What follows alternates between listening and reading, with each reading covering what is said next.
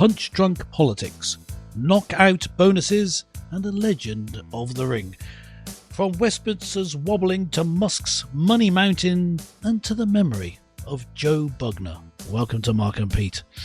Two blokes with half an opinion. Now, here's our first story. Political birds of prey. A political cabinet reshuffle may cause a kerfuffle, where the flocks circle in lots of rings. There's many jaws to muffle and feathers to ruffle, as vultures wait in the wings. Yes. Well, the carnage is there, and the vultures are circling. Yes, Keir Starmer has a mess on his hands, sparked by the fact that his Deputy Prime Minister, Angela Rayner, resigned. And of course, this has meant that Keir Starmer has had to do a major reshuffle. Yes. We'll go into the details, but Yes. Mr. Pete, I ask you, do you think that this is a golden opportunity now for Keir Starmer to actually get his act together? Or maybe this is just a sign of more chaos?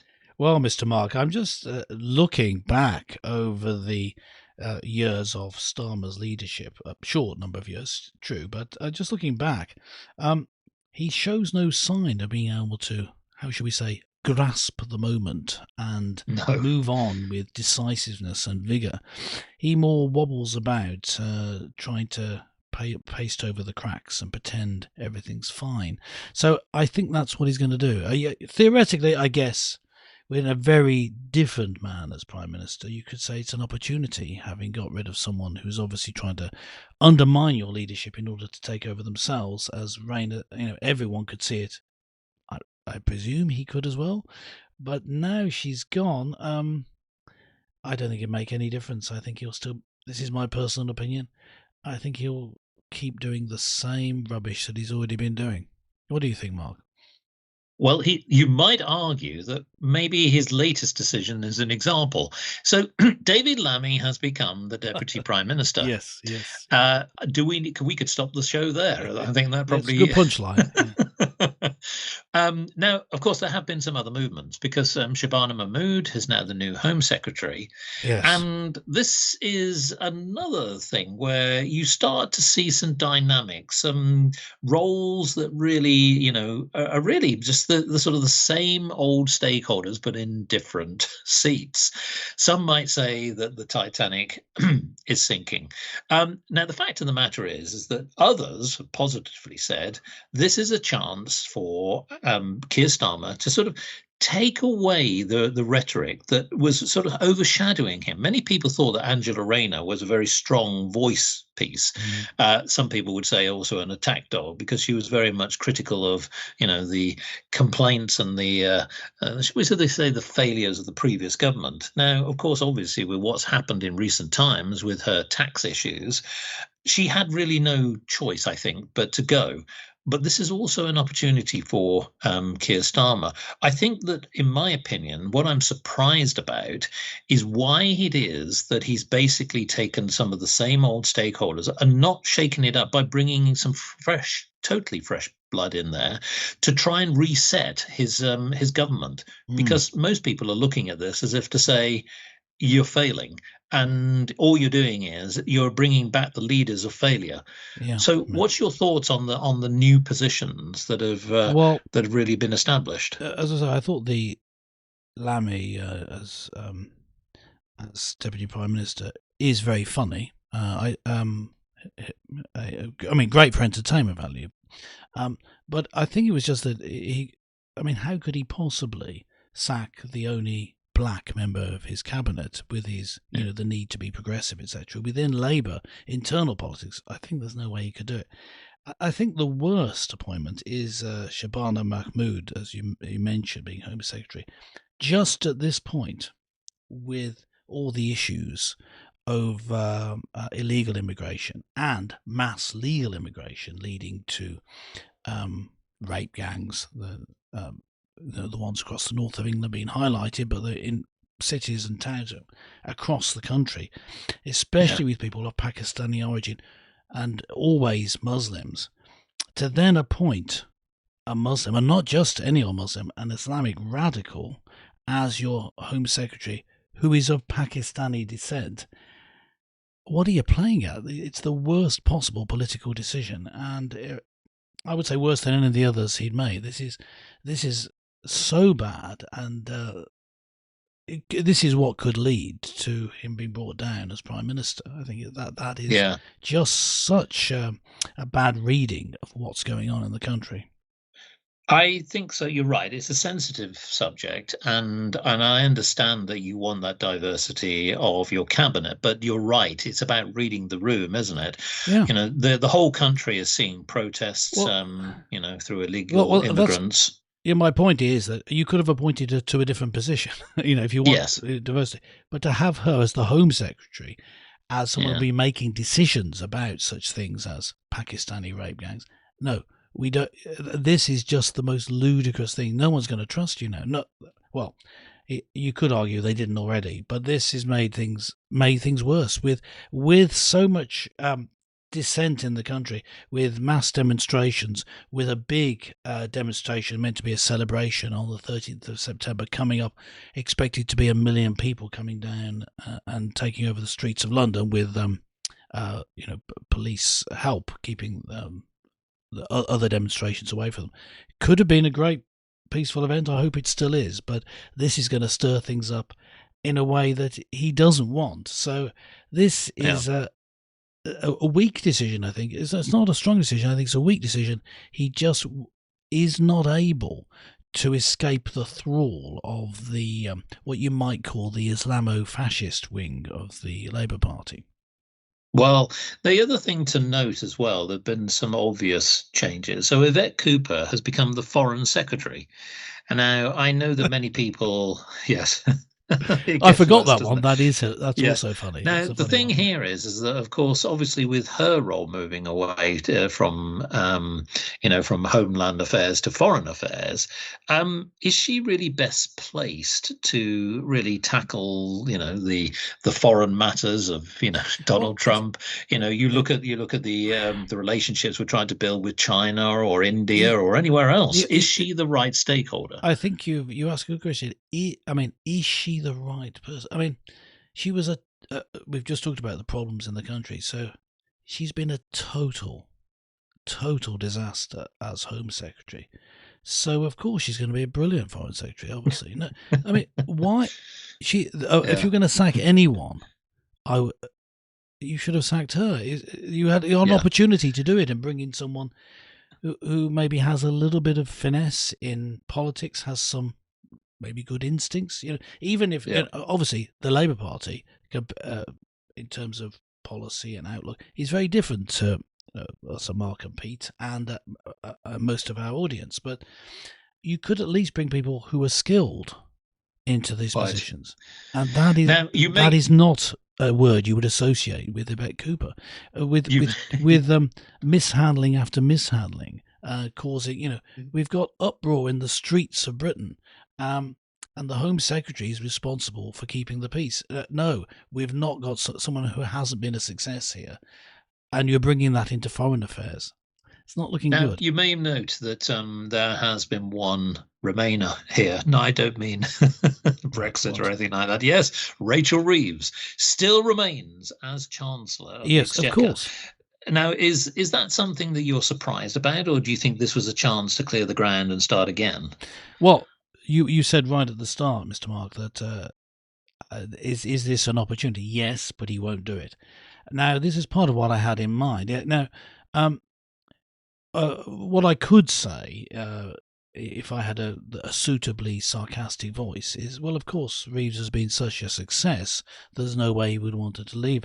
But in fact, what we have here is a problem that if he had sacked her, it would be admitting, really, that the whole trajectory of the government has been a disaster. It would be admitting failure. That's the problem. Yeah. That's why he couldn't do it. Because if he did that, then didn't change anything, this would be a disaster. At least now, I'm talking about this is the way he seems to think.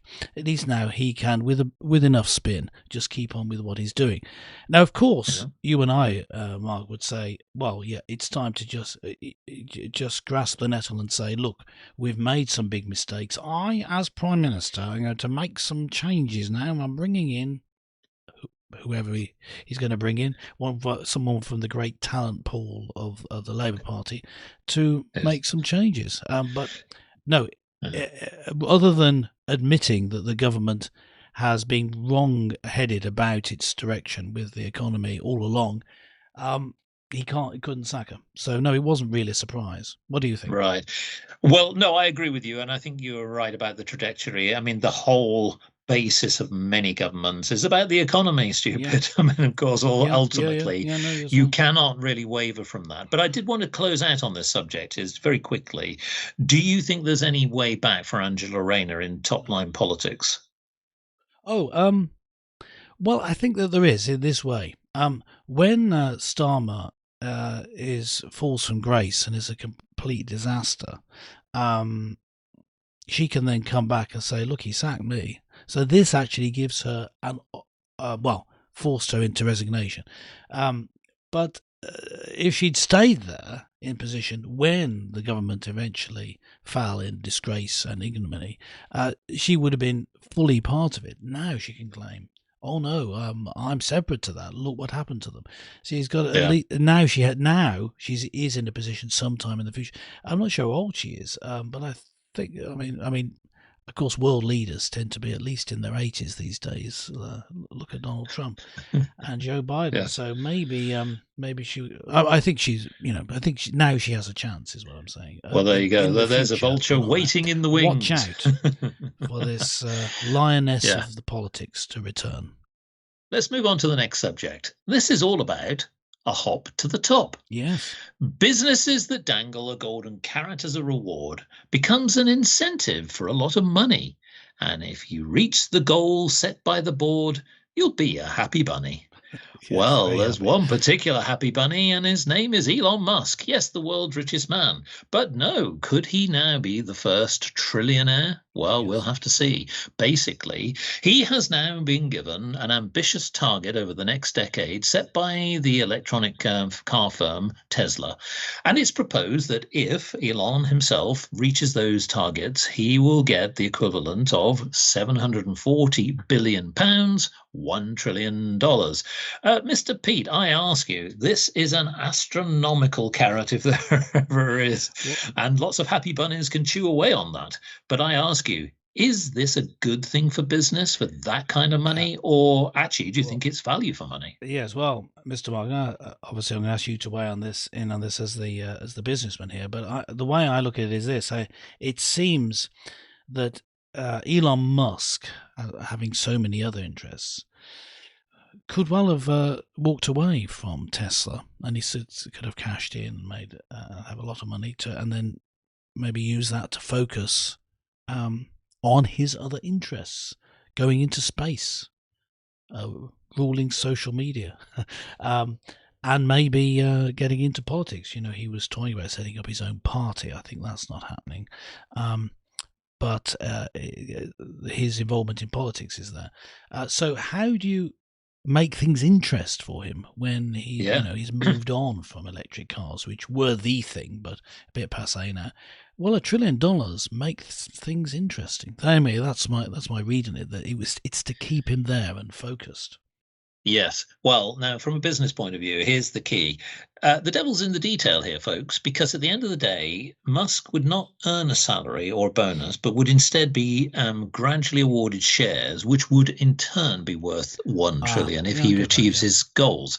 But having said that, if he were to do this, to set this sort of into a reality, he would need to be able to effectively take Tesla's value eightfold from where it is, Right. sell 1 million artificial intelligence robots, sell another 12 million Tesla cars, as well as many other business goals to be able to hit that moonshot goal. Now, the bottom line is that the Tesla chair, Robin Denham, said growth that may seem impossible today can be unlocked with new ideas, better technology, and greater innovation. So, simply put, retaining and incentivizing Elon is fundamental to Tesla achieving these goals and becoming the most valuable company in history. It is true because at the end of the day, I think that having something where you've got more incentivizations rolled out across a plan. And the thing that I think which is really good about this is that we're not saying that he's got to achieve these within the next year. This is a decade worth of goals. What I like about the fact is it's a chance for Elon, who has proven through his career to be an innovator. And so, as technology is moving, and the clue was one of them, particularly, which is artificial intelligence, not just on the software side, but also on the hardware side. And as we have seen already, artificial intelligence is really infusing itself into all aspects of business, in industry, and in consumer world. And so I think that actually what they've done as a board have set a very good goal for him. Now, I'd love to see the detail of this in terms of what are the milestones. So typically 10 years, yes, but there's got to be milestones per year. But I think as a principle, as an idea, it's clearly headline grabbing. There's no doubt about Yes. that. But I do think that actually incentivizing executives over a long term rather than having short term goals, which can often really boom and bust a business. So I give them credit on that level, but the crucial point is what does this now mean in terms of the shape of the business? Because for him to do this, he's going to have to invest a lot of money beyond what they're currently doing in order to be able to get to their goals. Now, one of the things that is being highlighted is that under the latest plan, Musk would be awarded, I think it said, shares in 12 tranches tied to 12 different market milestones. The first milestone is for Tesla's market value to double. That's the first goal. So we know he's got to do it by eightfold, but he's got to get to 2 trillion. And then the final market is to get to 8.5 trillion. That's more than double the value of the chip giant Nvidia. So that's the world's most valuable company as it is today. Now we know that these things change. So he's going to have to put on a lot of new skills into his business as well as new technology into his business. But I think if there's anybody else in the world that could do it, it would be him. Yes, So that's right. maybe, is this right? If you were to sort of give a prediction, do you think that Elon Musk could be the first, trillionaire that we've Yeah, ever well, seen? I think he'll do it because there's something about when he focuses on something, he gets extraordinary things done because of his Yes. ability to. I guess it's two things. One is he's intelligent, and also he seems to be able to bring in all different, detailed bits of information and focus it and come up working with experts in the field, come up with solutions.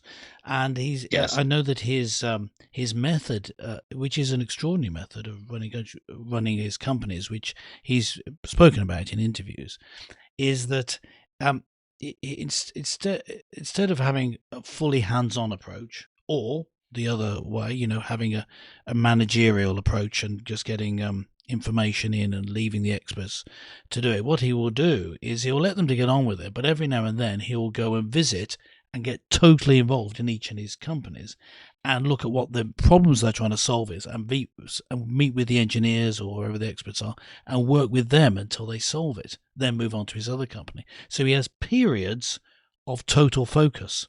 Now, Yes. this may mean that he has more periods of total focus with Tesla than he was planning.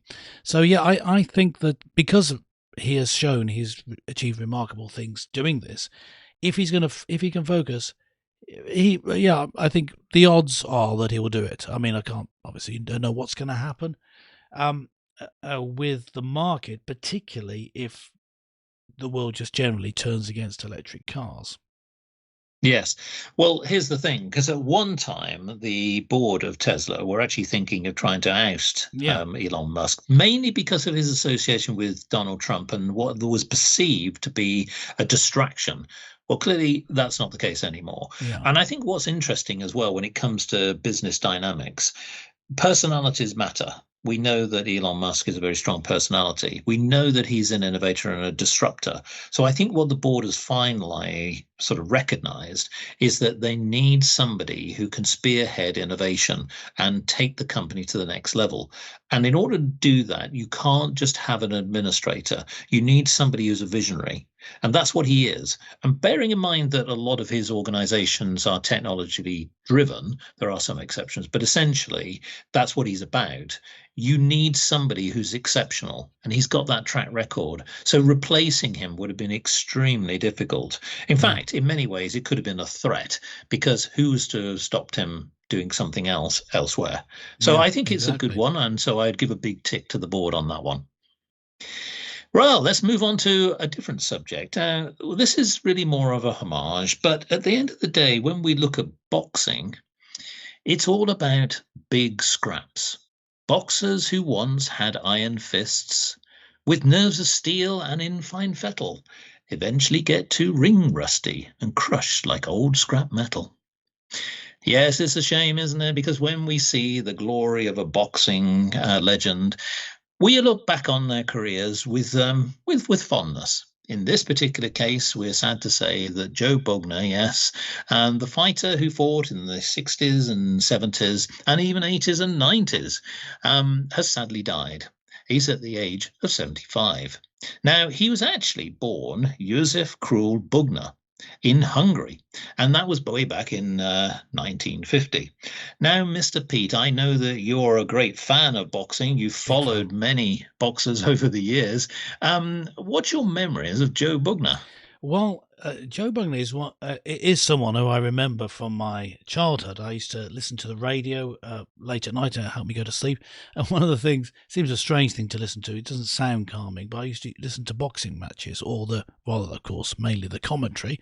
Though you could hear the boxing match going on the radio. And I remember Joe Bugner fight in which the commentator was just struck by his appearance, but he's bigger than ever. He was saying it was Yes.